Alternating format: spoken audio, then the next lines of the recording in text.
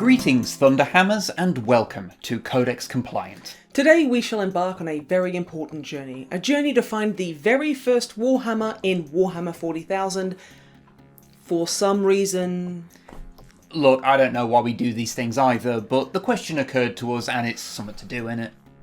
In this series, we mostly talk about games under the Warhammer brand, and I think it's easy to forget that the franchise being called that is interesting since, well, Warhammers aren't particularly important to the early iterations of either side of the brand.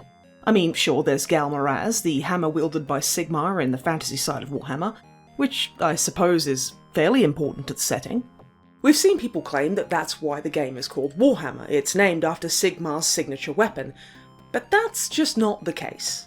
The game had the name Warhammer for a couple of years before Sigmar was even established, or the Warhammer fantasy setting existed in any coherent sense at all, to be honest.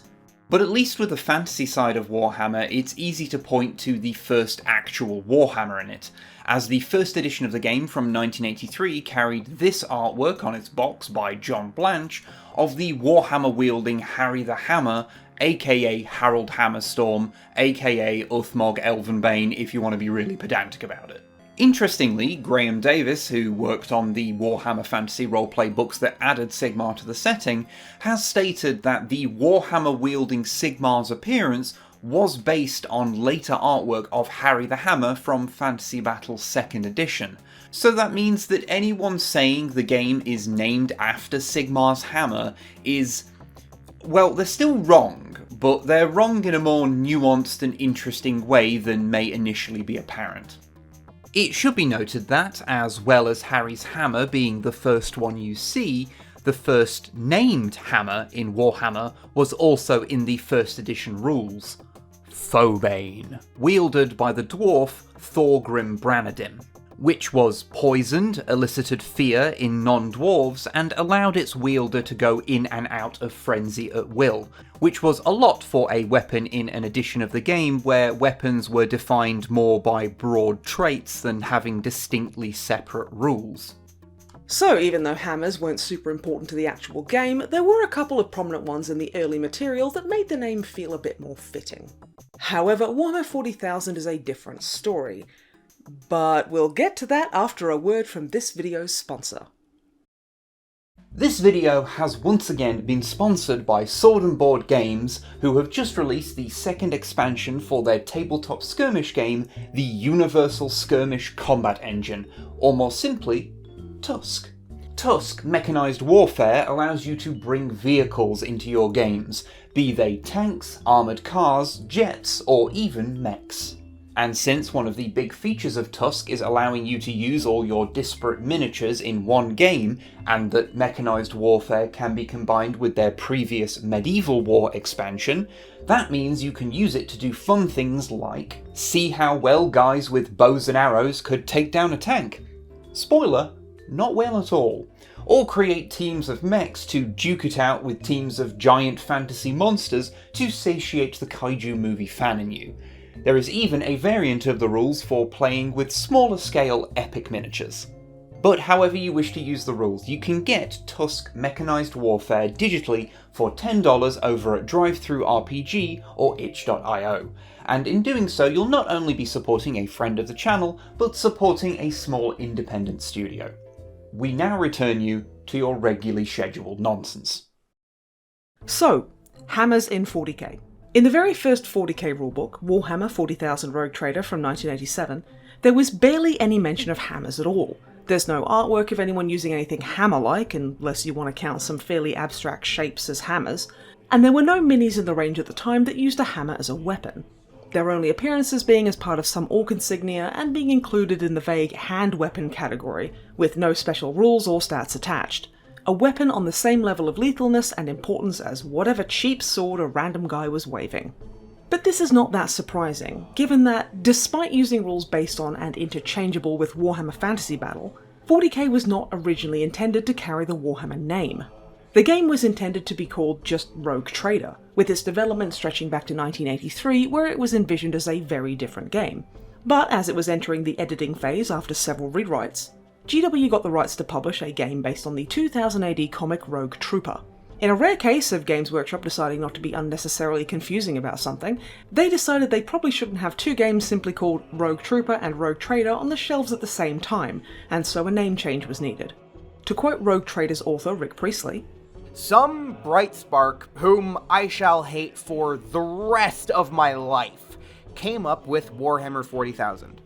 Because of the ensuing confusion over Warhammer Battle, Warhammer Fantasy Roleplay, and Warhammer 40,000, the full title is Warhammer 40,000 Rogue Trader." So the Warhammer in Warhammer 40,000's name was a late addition, and so the weapon itself wasn't really integrated into the game beyond a perfunctory mention as one of the many objects you can hit someone with to make them dead. But I suppose it would be kinda strange if they didn't make at least a little effort to include a Warhammer or two as weapons. So how long did it take before we actually saw someone wield one? Now, you might expect one to show up in the early squat mini range or artwork, since their iconography does feature hammers fairly prominently, and indeed that iconography is sculpted onto some of the minis. But no, they don't actually have any hammers as weapons in those early days. Nor is it an orc mech with one, although a couple do show up with hammers later on in Rogue Trader. Nor is it a space marine wielding a thunderhammer, as those didn't exist yet.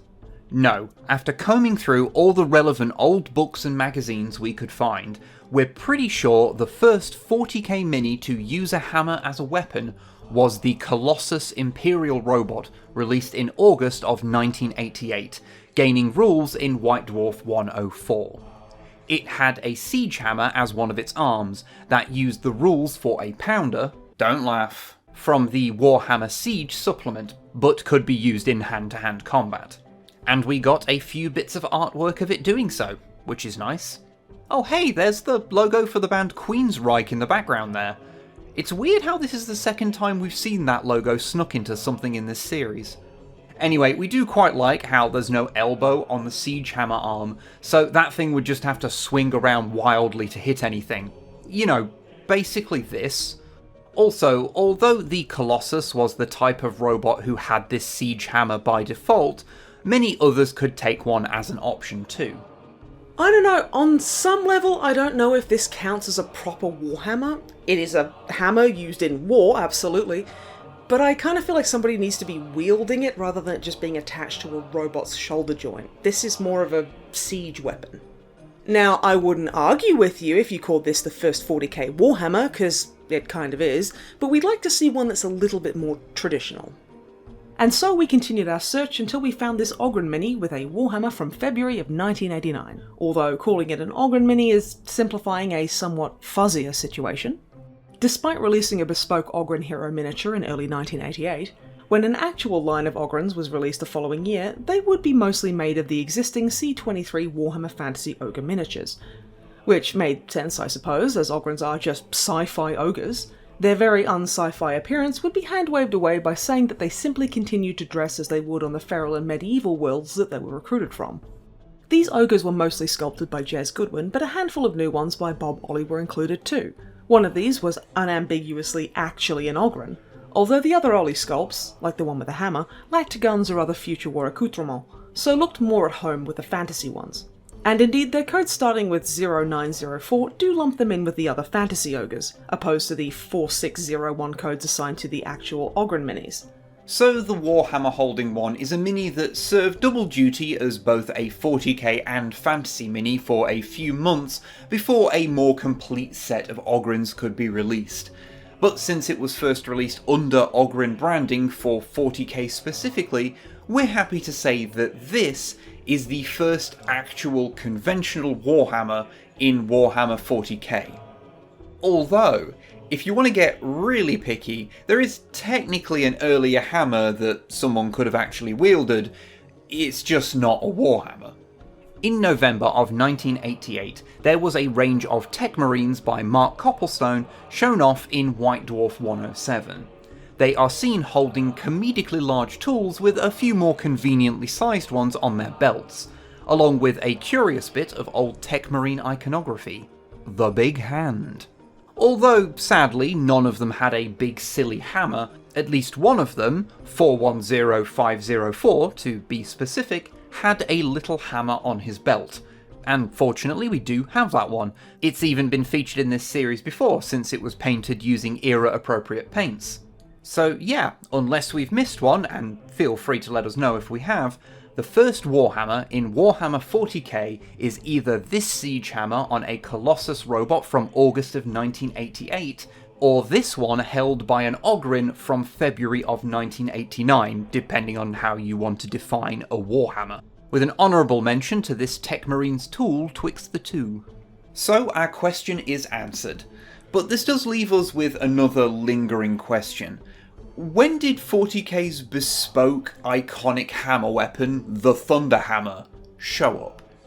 The first minis with thunderhammers were the Thunderhammer Terminators from September of 1989, presumably sculpted by Jez Goodwin since he did the other Terminators of the era.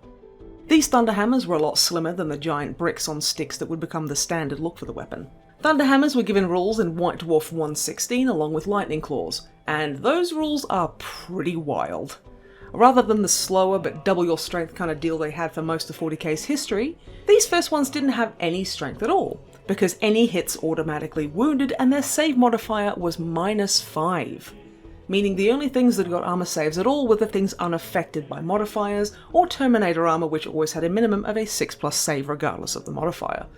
So for most opponents, just hitting them was the only roll needed before calculating the damage, which was d6 damage. I can see why in this accompanying art this other Terminator is getting his absolutely rocked by one of these things. Guess he failed his 6+ save. However, the fun doesn't end there, because you could also choose to expend the hammer's entire energy supply in one go if a situation was particularly dire, or doing so would be particularly funny. A strike whilst doing so would create an explosion that not only did massive damage to the enemy, going from d6 damage to a whopping d6 times d6, but also you had to place a 1-inch radius blast marker down that auto-hit anyone caught in it with the standard d6 thunderhammer damage with a -5 save modifier. This would leave a permanent crater for the rest of the game, and even if the wielder somehow survived, the thunderhammer itself would be utterly destroyed. Not only could these be given to a Terminator captain, along with the mandatory storm shield which could slightly protect them from the possible explosion, but you could also equip an entire 5-man Terminator squad with them. I kinda want a full squad of these for my Rogue Trader Lamenters now. It's like, every one of them is a tiny close-range volcano cannon just waiting to go off, killing themselves and everyone within swinging distance. I feel like I was playing with my orcs again. The self-detonating abilities of Thunderhammers would show up again in the first edition of Space Hulk, more specifically in the Deathwing expansion from 1990, where the wielder could destroy absolutely everything in their section, including themselves and the doors, which is, much like the 40k version, a very terminal way of taking your ball and going home. So, what have we learned by looking into the Warhammers of Warhammer 40k? Well, for one, it took a while before there really were even that many. Let alone 40,000 of the dang things. I mean, I must have, personally counted 4? You really have to be this side of the millennium for them to be anything other than a fairly niche weapon, but by now Thunderhammers have spread from just a Terminator thing, with many Marine squads having access to them, and even several Primarchs and 30k seen with special ones. Hell, you don't even need to be a Marine to get in on the action.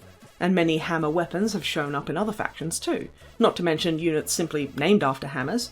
Surprising amount of them in Necromunda too. Occasionally the rulebooks even have a huge one on the cover. So basically it's a lot easier now to make a hammer-themed Warhammer 40k army, if that's a thing that you wanted to do, which, I mean, we didn't, but now the thought's in our head and we kind of want to. I'm thinking a Hammers of Dawn army made of Assault Terminator squads, led by a Smash Captain and backed up by Hammer Strikes and Hammerfall bunkers. Nobody said it had to be a good army. I think this also shows how we often don't really think about the names of things that hard when it's an already established thing. So it's quite likely you'd never noticed how rare hammers were in early 40k, because Warhammer is just its name. Sort of like how if you've watched us for a while, you probably don't think about how Snipe and Wib aren't really names. They're a verb and a nonsense syllable respectively. Okay, I suppose Snipe can also be a noun as well as a verb because it's also a bird, but you know what I mean. Also, I think it's funny how few of the hammers in 40k have ever resembled actual historical warhammers, which tend to look a little small and underwhelming compared to the giant fictional ones we're used to. Well, you'd think they looked underwhelming until you had your helmet caved in by one, quickly followed by your skull. Effectiveness as a weapon and aesthetics are fairly separate qualities. Although I think the biggest thing we're left with now is a lingering sadness that thunderhammers can no longer explode with the violence of a small sun whenever you're feeling petty. Something for the 11th edition wishlist, I guess.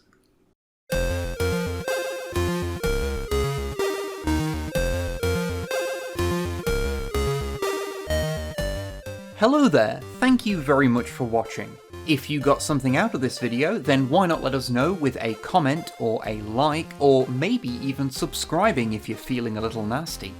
If you would like to support the making of more hard-hitting and important videos such as this one, then please check out patreon.com/snipeandwib, where you can get early access to videos, some exclusive content, and get your name at the end of the videos, like these powerful specimens that you see before you.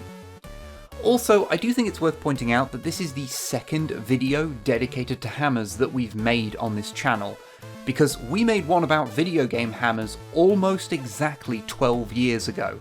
It was one of our earliest scripted videos, so I have no idea how well it's aged, but I'll pop a link in the top corner if you're interested. We really have been making videos for a long time, haven't we?